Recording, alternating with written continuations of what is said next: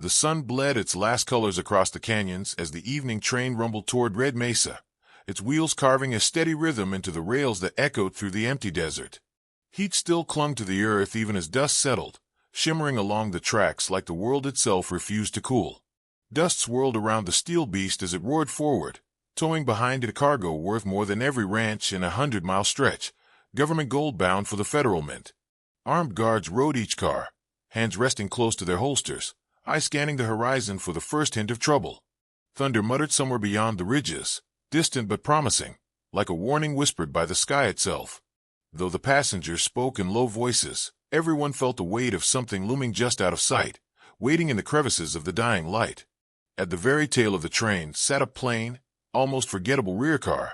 No ornate upholstery, no chatter, no lantern bright enough to reveal more than a faint golden glow in the corner. Inside, a single old man sat on a narrow bench that creaked under his boots. The floorboards trembled with every mile, but he hardly moved. He breathed slow, steady, calm. His hat was pulled low, its brim shadowing a face cut with deep lines that hinted at years of sun, loss, and silence. A battered satchel sat beside him, scuffed by long journeys and rough roads, but he kept one hand resting on it as if its contents mattered more than gold, more than breath. He wasn't asleep. He wasn't restless. He simply watched, without turning his head, without shifting his shoulders, every vibration, every change in the train's rhythm, as though he had long ago trained himself to listen to danger the way others listen to the wind. A conductor passed through, giving the old man a courteous nod, but paused just long enough to notice something unsettling about those still, thoughtful eyes. There was a quiet alertness in them, not fear, not paranoia, something sharper, colder, something that didn't belong to an ordinary traveler. The conductor hesitated, then moved on, shaking off the feeling. The old man didn't follow him with his gaze. He didn't need to. He already knew everything happening in the car, each shifting nail and groaning beam. He had spent a lifetime memorizing silence. Up near the front cars, the guards whispered urgently among themselves. Word had drifted through the territories for weeks. The Thornback Riders were on the move again. A gang as ruthless as prairie fire and twice as hungry.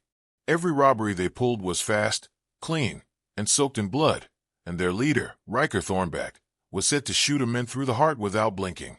The guards pretended they weren't afraid, but their fingers twitched near their rifles whenever the train curved near a canyon wall or dipped into a shadowed ravine. Even the passengers felt it, leaning close to the windows to scan the horizon for dust trails. All the while, the old man in the rear car sat without a word, listening to the hum of tension traveling the length of the train. He heard the guards muttering. He heard the nervous tapping of boots. He heard the world outside fall quiet in that eerie way deserts do before something violent breaks loose. The conductor returned once, checking that every lamp was secure, but paused again by the old man. That same strange feeling crawled up his spine, the instinct that something about this traveler didn't fit the picture. He looked too calm, too anchored, too ready. The conductor swallowed, nodded again, and stepped away, but the unease followed him. Far out in the ridges, the Thornback Riders had already taken their places in the rocks overlooking the tracks. The last smear of sunlight stretched across their faces, grit-covered, scarred, hungry. Their horses snorted and stamped, restless for the chase. Riker Thornback raised a gloved hand, signaling the men to hold.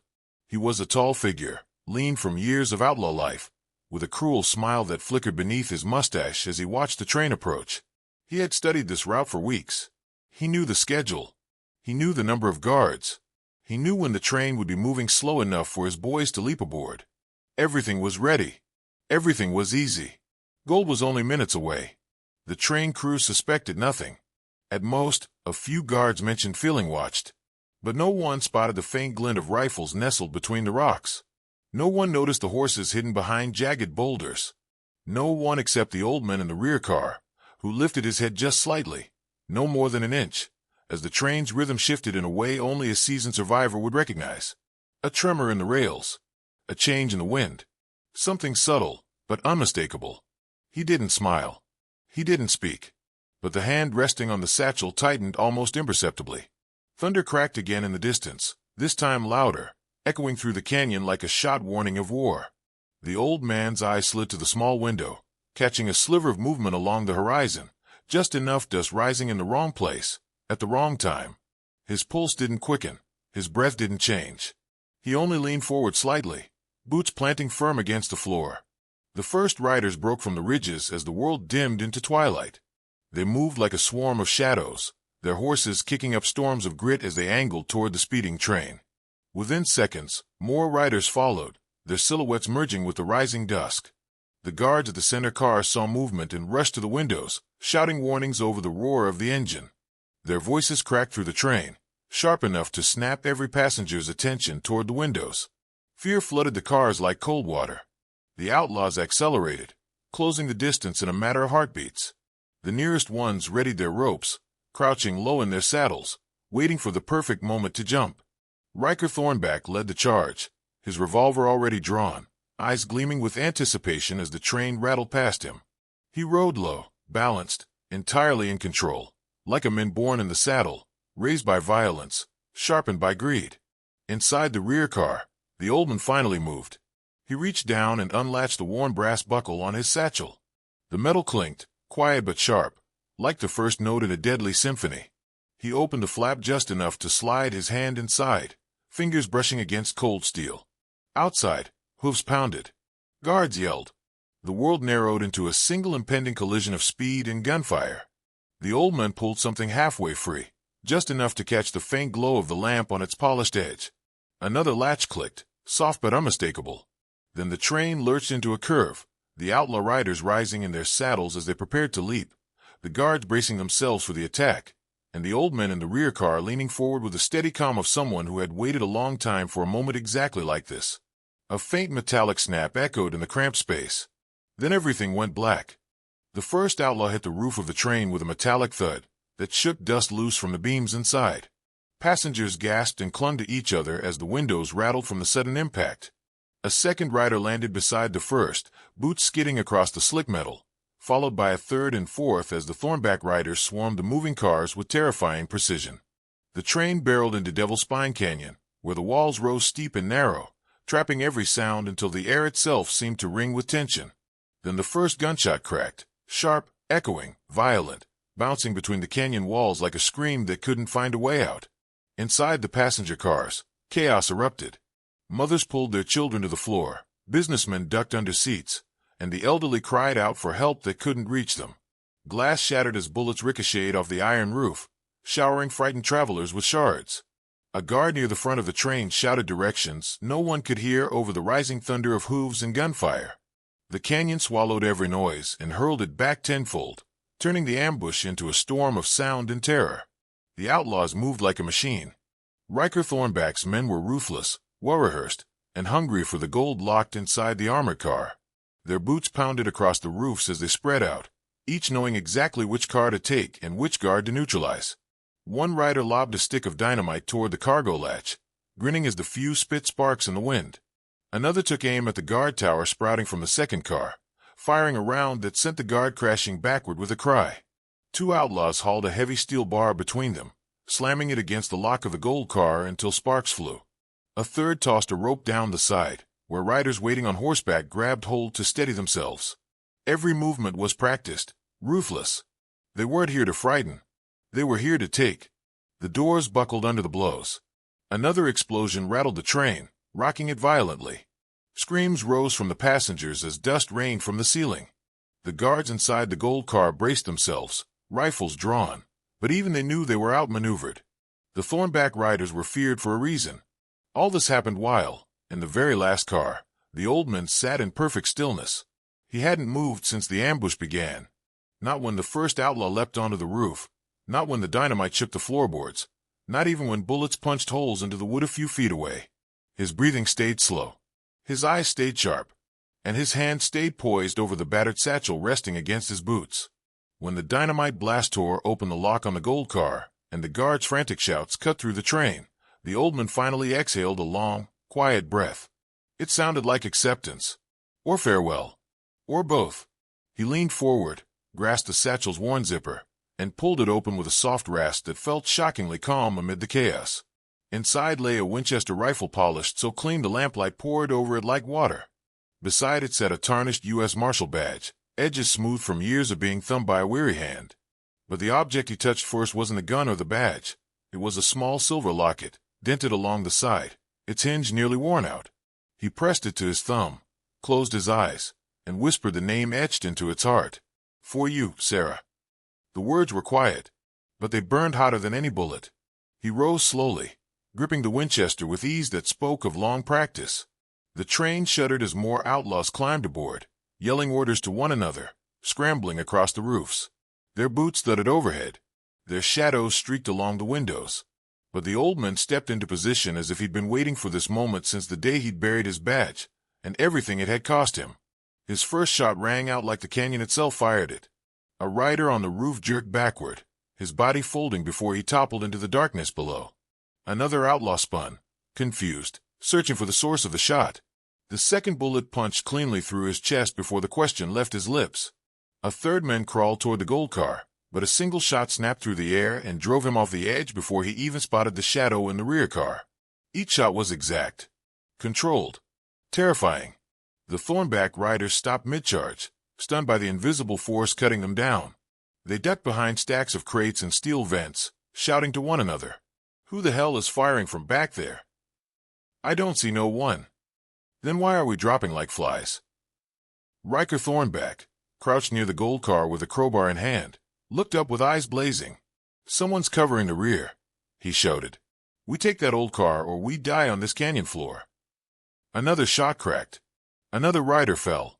Riker snarled, fury boiling through him. Thunder split the sky, lightning streaking across the canyon in jagged white veins. Rain began to mist the air, cold and sharp. Riders whispered nervously. "Some say a ghost rides a rear car." "Well then kill the damn ghost." But fear crept into their voices. Something about those shots, steady, emotionless, impossibly accurate, felt inhuman. Legends of old marshals, of vengeful spirits roaming the frontier, clawed into their thoughts. Riker wiped the rain from his eyes, locked his jaw, and stood tall. "Ghost or not," he growled, "I'm ending whoever's back there." He sprinted along the roof with reckless speed, boots slamming against metal slick with rain.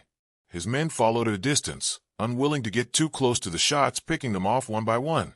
As he neared the end of the train, lightning flashed again, illuminating the narrow canyon, the panicked horses, the looming storm, and the rear car standing silent like a coffin nailed to the rails.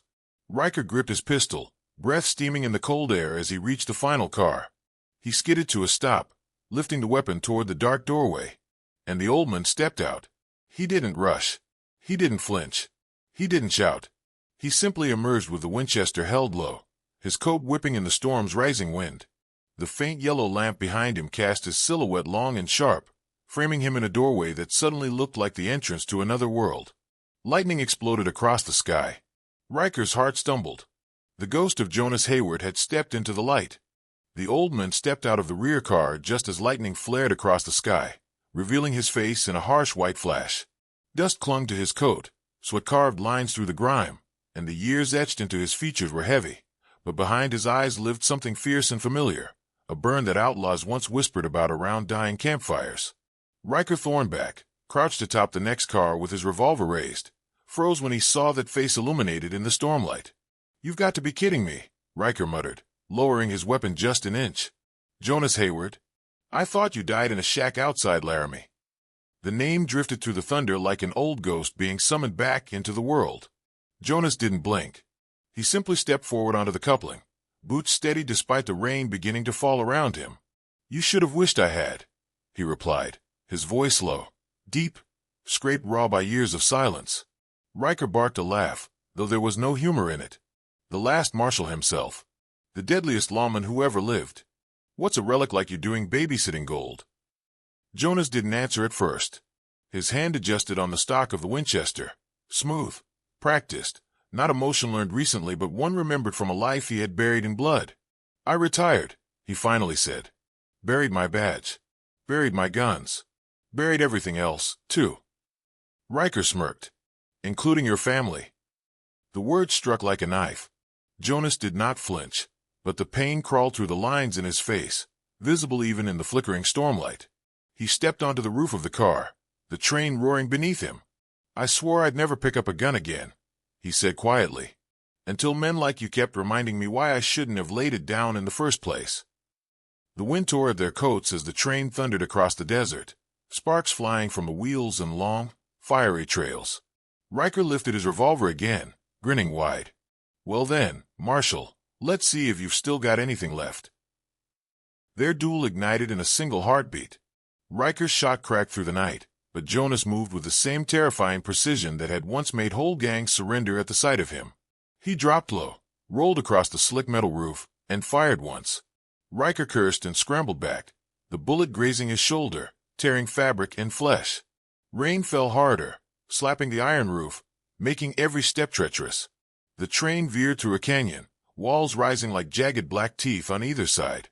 Riker dashed forward, leaping across the gap to the next car, firing wildly behind him. Jonas followed without hesitation, landing with the grace of a man who had spent years chasing outlaws across moving steel. Inside the passenger car below, terrified faces looked up as gunfire echoed overhead. Riker kicked open a hatch and dropped into the next car. Jonas followed, his boots hitting the floorboards just as Riker turned and fired again. Jonas ducked behind a luggage crate, splinters exploding into the air. The car rocked violently as the train tore through the narrowing canyon. Riker rushed forward, firing again and again. Jonas countered with a single clean shot that tore the revolver from Riker's hand and sent it spinning across the floor. Riker hissed a curse and rushed toward the door connecting to the next car. Jonas charged after him, the fight now a brutal, close-range struggle. They slammed into crates, fists flying, the reins of violence tightening around them with each passing second. Riker tore free and dashed ahead, climbing onto the roof once more. Jonas followed, rain soaking through his coat. Another outlaw appeared from the shadows atop the car, one Jonas hadn't seen earlier, raising a shotgun. Jonas dropped instantly, firing twice before the man even pulled the trigger. The outlaw toppled backward, falling into the darkness between the cars. Another rider leaped from horseback onto the rear half of the car, knife drawn. Jonas twisted aside just as the blade sliced through the fabric of his sleeve. He grabbed the man's wrist, slammed it against the metal rail, and drove his knee into the outlaw's chest. The man folded with a gasp. Jonas seized his shirt and hurled him into the storm. More riders appeared on the edges of the canyon trail, trying to keep pace with the train as it descended toward the lowlands. Gunshots sparked against the metal as Jonas fired back, every shot landing with deadly precision. Bodies dropped. Horses screamed. Thunder rolled above them like a monstrous drum. Riker watched all of it from the next car, breathing hard, fury boiling through him. Jonas advanced, using every inch of the terrain, the ladders, the couplings, the swaying beams, fighting not with rage, but with bone-deep sorrow sharpened into purpose. Each outlaw that fell seemed to draw something from him, not triumph, but a strange, hollow ache. He reached the next car, breathing hard, when he found one of the younger outlaws slumped against the railing, clutching his stomach. Blood soaked the boy's shirt. His eyes wavered between fear and relief as Jonas crouched beside him. Why were you doing this?" the boy whispered. "You ain't even a marshal no more." Jonas looked at him, rain trailing down his face like tears he no longer had the strength to shed. "This isn't justice," he murmured. "This is balance." The boy struggled to swallow. Jonas placed a steady hand on his shoulder, and for a moment, the train, the storm, the chaos all faded into the background. Narration filled the silence, the kind that rises inside a man when memory cuts deeper than any blade. His wife's smile. His daughter's laughter. The way they looked on the porch the morning before the gang that killed them rode through. He had buried his badge because he couldn't bury the guilt. But some ghost never stayed buried. The boy's breath slowed, then stilled. Jonas lowered him gently, standing up with rain-soaked shoulders heavy with ghosts. Riker's voice carried through the storm. "You keep killing my men, Oldman, but you're not killing me." Jonas turned sharply. Riker was already sprinting toward the front, boots pounding the roof, bleeding but determined. He dropped down into the gold car, slamming the door behind him. Jonas started after him at once, but pain tore through his ribs, a bullet he hadn't felt until now, lodged deep under his coat. He stumbled, gripping the railing as the world tilted for a moment. Thunder cracked again, and rain poured harder, drenching the train as it barreled toward the open plains. Jonas forced himself upright, each step a battle against the wound tearing at his side. Riker Thornback had fled to the one place on the train he believed he could win. The gold car. Jonas limped forward, blood dripping from his glove onto the steel floorboards, breath ragged but eyes burning with a quiet, unstoppable resolve. Lightning flashed, illuminating the path ahead. The final duel waited in the shadows, and Jonas Hayward walked toward it. Rain swept across the desert in long silver threads, carried by winds that howled through Devil's Spine Canyon as the train hurtled toward Red Mesa. Lightning carved white scars across the sky, illuminating the canyon walls in bursts that felt like the world was breathing light and darkness in uneven rhythm. In the gold car, Riker Thornback kicked open the crate with the desperation of a man cornered by fate itself. The lid fell back, revealing stacks of shining ingots that reflected the stormlight with a cold, unforgiving gleam. He shoved his bleeding shoulder against the side of the crate, panting, rage and fear twisting inside him like knotted wire. Behind him came the steady sound of boots. Riker froze, fingers hovering above the gold he had killed for. Slowly, he turned. Jonas Hayward stood in the doorway, soaked to the bone, the Winchester gripped loosely but steadily in his left hand. Rain dripped from the brim of his hat. His breath came slow. The wound in his side bled heavily down his coat, but his stance never wavered. "Why couldn't you stay dead?" Riker spat, his voice breaking into the roar of the train. "Why couldn't you leave the dead alone?" Jonas replied. Lightning tore through the canyon, throwing both their shadows long across the rattling floorboards. Riker reached for his revolver with a trembling hand. Jonas didn't lift his rifle yet. He simply watched, eyes dim with grief and memory. The train screeched around a bend, sparks flying beneath them, metal groaning like a dying beast. Riker's fingers brushed his gun. Jonas still didn't move. The world held its breath. "You think you can stop me?" Riker said, but his voice had changed. There was a crack in it, a hint of something he'd never felt in his life. Fear. Jonas finally raised the Winchester, not in anger, not in fury, but with the softness of a man lifting a weight that had grown unbearable. A single bolt of lightning lit the canyon so brightly that for a heartbeat the world stood still. One shot rang out. Just one. Riker's revolver slipped from his hand before he did. His knees hit the floor first, then his body toppled sideways, landing beside the gold he had chased across half the frontier. The train thundered on, but the fight was over. Jonas lowered the rifle and leaned heavily against the wall, breathing through the pain flooding his body in slow, steady waves. When the storm eased and the sun fought its way through the clouds, the survivors emerged from the passenger cars with trembling steps. They had expected to find nothing but carnage. Instead, scattered bodies of outlaws lay across the roofs and canyon floor, and the gold car door hung open like the mouth of a tomb. The conductor, bruised and pale, stepped inside and stopped dead at the sight of the old man leaning over the crates. You saved us," he whispered. Jonas straightened. His face was empty of pride, empty of triumph, just tired, just human. The conductor swallowed, voice soft. "Who are you?" Jonas hesitated a moment, meeting the man's eyes through the dust and rain. "Just a man heading home." He moved to step past, but something in the gold crate caught the fading light. A corner of paper curled beneath one of the stacked ingots. It hadn't been there for the outlaws. They had been too harried, too wild. Jonas froze, breath stopping in his throat. Slowly, almost unwillingly, he reached down and lifted the photograph. The image was worn, edges torn, as though it had been held too tightly for too long. A young woman in a marshal's vest stood proudly beside a train car, this same route, this same gold operation, smiling as if the entire world lay open before her. Her hair was tied back, her badge shining under the sun. Sarah Hayward. His daughter. The last light of his life. The one who had taken this job thinking she could bring honor back to the Hayward name. The one who had been ambushed by a gang not unlike the Thornbacks. The one he had buried with his own hands on the outskirts of a silent town. His knees weakened. The train's rocking seemed to tilt the world beneath him. It wasn't a coincidence. Fate had brought him here, or vengeance, or the cruel hand of memory. This was her route. These were her rails. And Jonas had followed them one last time, perhaps without admitting why. He closed the photograph, pressing it to his heart as though it might still hold warmth. "I'm sorry," he whispered into the empty car. "I should have been there." The wind answered with a long, mournful sigh. When the survivors came back with blankets and bandages, Jonas was already stepping off the train. He walked into the thinning rain with a limp, leaving behind the rifle, the badge, the ghosts.